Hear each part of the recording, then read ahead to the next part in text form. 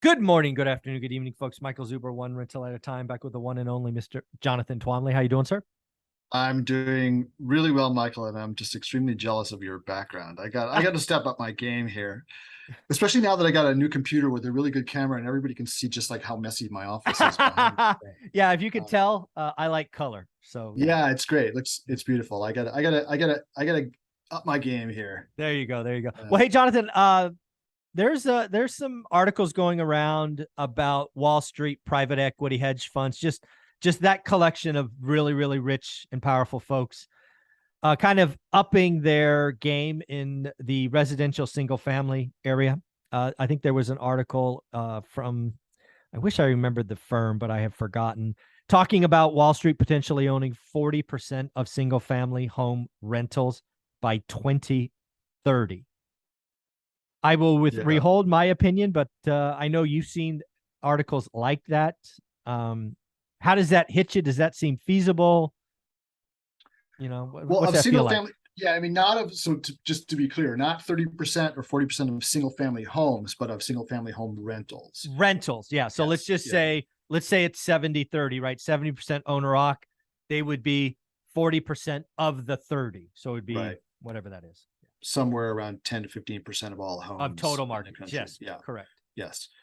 I mean, listen, I actually don't think that that is implausible. Correct. Um, Yeah. because, you know, the the vast amount of money that is out there looking for a home, and looking for yield, it needs to find somewhere to go. And Correct. single family homes, single family home rentals are a growing category. I know, for instance, I have a friend who I used to serve on a board with, who is a loan originator at Ackman Ziff. It's one of the biggest, loan originators in the country.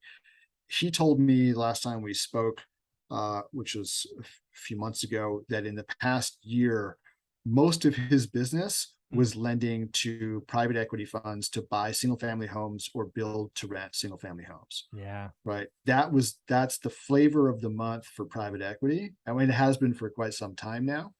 Um, they love that space. And I think what you're going to be seeing is an increasing number of build to rent projects Yeah. being built with the intention of selling to private equity, if not essentially being built on contract Hmm. for private equity. Oh yeah, I think they're Um, going to go on contract. Like, hey, yeah, yeah, and mobile home parks as well, if you include that in the category of single family homes. I know of investors who are now basically exclusively doing land plays mm. to sell to private equity. Kind of like, the private equity doesn't want to get involved in the land piece of it because they see that it's too risky, but they Yeah, do want to get involved. entitlements and all that. Yeah, Yeah, but they do want to get involved in the construction phase. yeah. Hmm. So there's a whole business that's developed of simply entitling land and doing the planning and approvals for the specs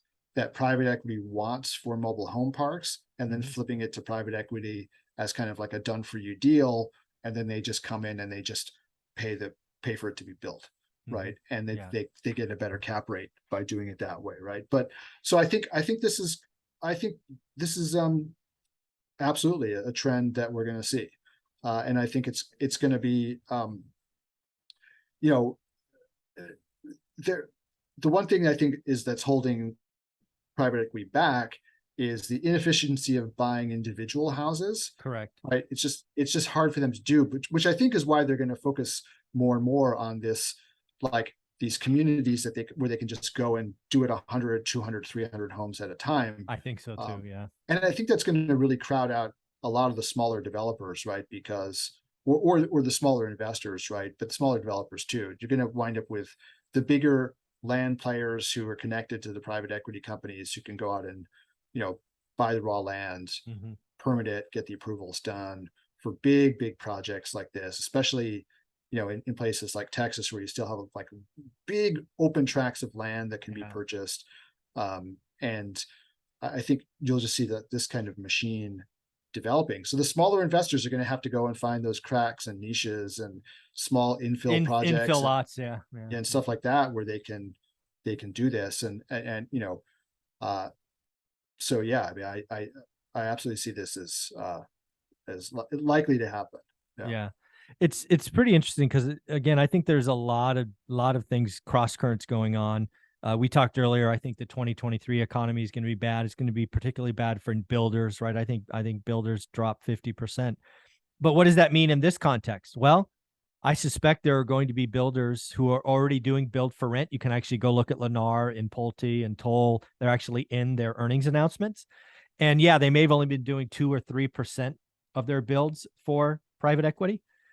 Well, if it's unaffordable to buy a new home as an owner-occ because rates are 7, guess who might still be a buyer, right? Private equity. So it would not shock me if, new home builders were doing 2% in 2022 and they're doing 8%, next year.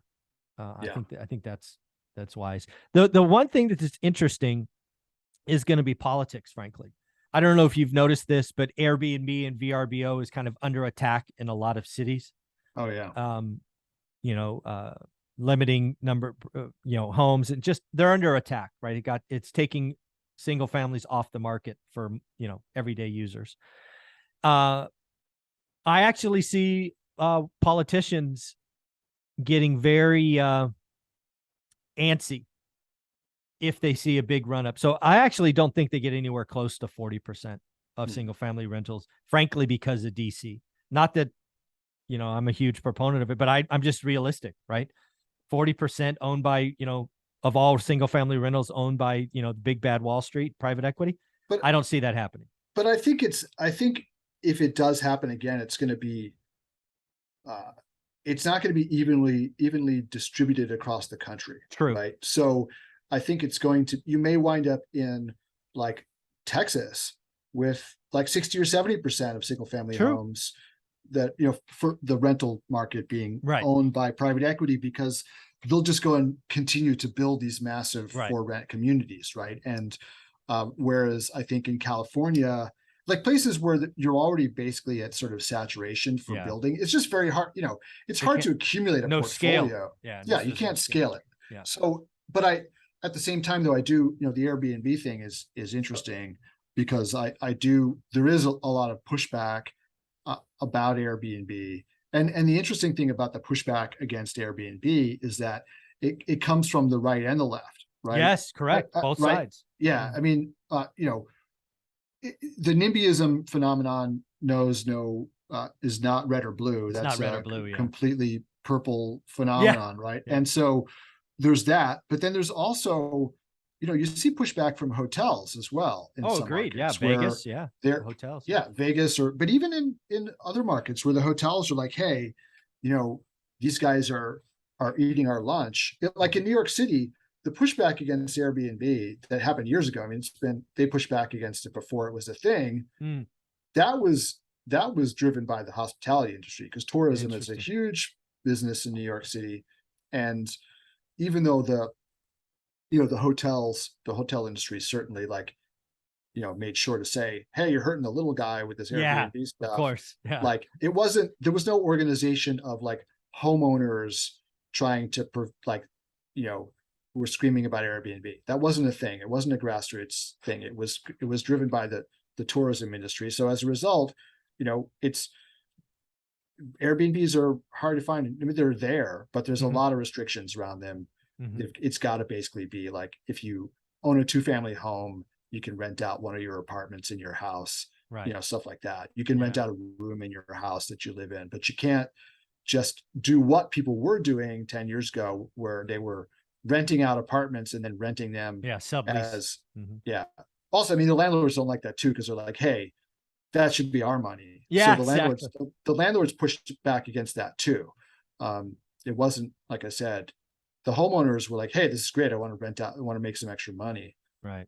Yeah. And the other thing that I think is going to happen is I do think single family homes, kind of to your point, it was in the sun because it hadn't been, right? For 50 or 100 years, Wall Street thought single family homes it wasn't efficient. You couldn't scale.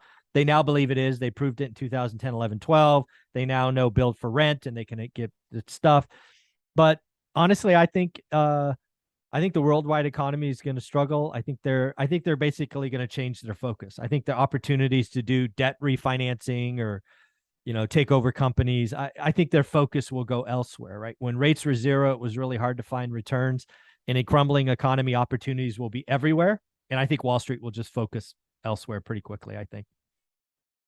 Well, we'll see. I mean, because I think that these, as you said, they've discovered that there's some pretty good yields to be had in these markets, and they're very stable. Sure. And it's attractive, which is why they're going into this, right? So I don't think that's going to change. Now, there may be some other opportunities that come up, like you said, but I don't think this is going to go away. Okay. One thing I do think that's really interesting, though, is that, if it weren't for the great financial crisis, this probably wouldn't have happened. Oh, right? I agree. Totally agree. Yes. And there are two reasons for that. One is that the reason Wall Street never thought about this before was because of the inefficiency involved. Like, how do you go and assemble a portfolio and manage a portfolio of single family homes to buy them one at a time? It just doesn't make sense. It's just go buy big buildings and be done with it. Yeah.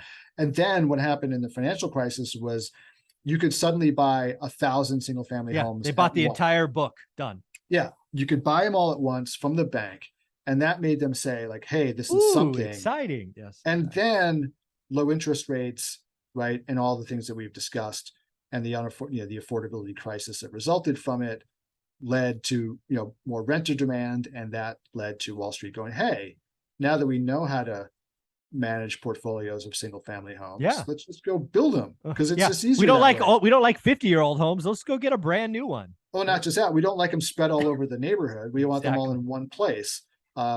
But now they figured out how to do that. So it'll be very interesting to see. Again, I think eventually Washington DC jumps in front of this, much like Airbnb, and says we can't have that. The American dream this, the American dream that, and they will either be taxed or something to disincentivize. But we shall see. Jonathan, we got to wrap this up. Where can people find you and show your amazing? Oh yes, you can, if you would like to invest with me, please Google Two Bridges Asset Management LLC and fill out the investor form you'll find there.